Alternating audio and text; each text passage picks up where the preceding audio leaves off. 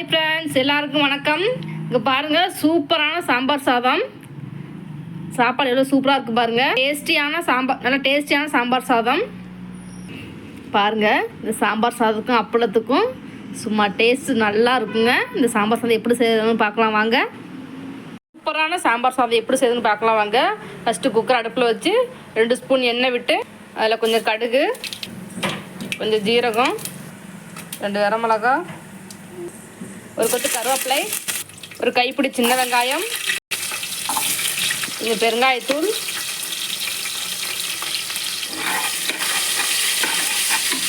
ஒரு 5 பல் பூண்டு, ஒரு 2 தக்காளி நல்லா வதக்கிக்கலாம். தக்காளி போட்டு ஒரு பச்சை மிளகாய் போட்டுக்கலாம். பச்சை மிளகாய் போட்டு அது ஒரு டேஸ்ட் ஒரு மாதிரியாக இருக்கும். எல்லாத்தையும் நல்லா வதக்கிக்கலாம். அதுங்க வெங்காயம், தக்காளி, பூண்டு நல்லா கொஞ்சம் வதங்கிருச்சு. இந்த டைம் நம்ம காய் சேர்த்துக்கலாம். தெரியலாம், நமக்கு பிடிச்ச காய்கறிலாம் சேர்த்துக்கலாம். கத்திரிக்காய், ஒரு கேரட்டு, ஒரு முள்ளங்கி சேர்த்தா நல்லா வாசமாக இருக்கும். சாப்பாடும் சூப்பராக இருக்கும், நல்லா டேஸ்ட்டாகவும் இருக்கும். ஒரு முள்ளங்கியும் போட்டுக்கலாம். இது நல்லா வதங்கி வரட்டும். இது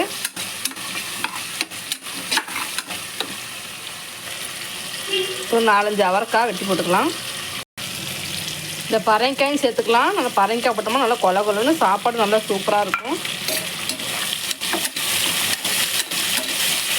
நல்லா காயெல்லாம் நல்லா வதங்கி வந்துடுச்சு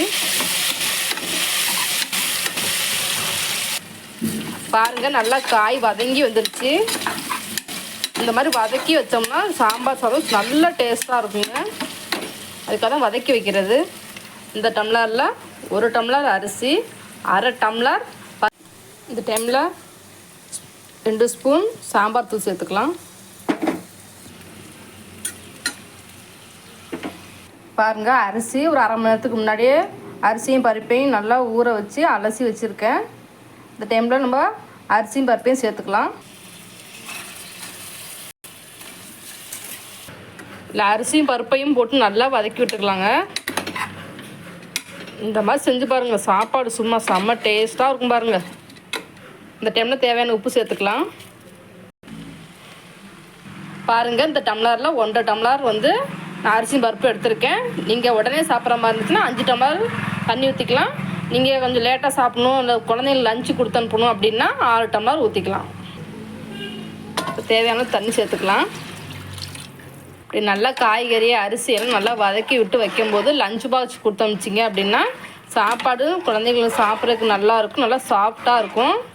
அதுக்கு தான் இப்படி வதக்கி விட்டு வைக்கிறது. காய்கறி நல்லா சாஃப்டாக வெந்திருக்கும், அதோட டேஸ்ட்டே வேறு மாதிரி இருக்கும்.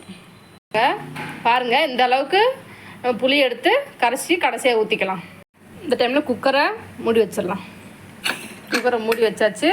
இது ஒரு 3 விசில் விட்டோன்னே இறக்கி வச்சிடலாம். பாருங்கள் ஃப்ரெண்ட்ஸ், 3 விசில் விட்டாச்சு. மீடியம் ஃப்ளேம் வச்சு 3 விசில் வந்தாச்சு. குக்கர் ஓப்பன் பண்ணி பார்க்கலாம் சாப்பாடு எப்படி இருக்குன்னு. பாருங்கள், சூப்பரான சாம்பார் சாதம் ரெடி ஆச்சு. மேலே கொஞ்சம் கொத்தமல்லி தழை தூவிக்கலாம். பாருங்கள், சாப்பாடு எவ்வளோ பாருங்கள் சூப்பராக வந்திருக்கு பாருங்கள் சாப்பாடு.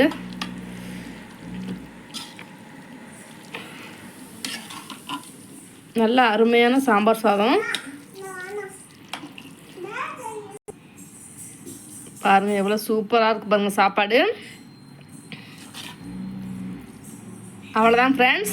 இந்த வீடியோ உங்களுக்கு பிடிச்சிருந்தா லைக் பண்ணுங்கள், ஷேர் பண்ணுங்கள், முடிஞ்சால் சப்ஸ்கிரைப் பண்ணுங்கள். எல்லோரும் சாப்பிட வாங்க. தேங்க்யூ.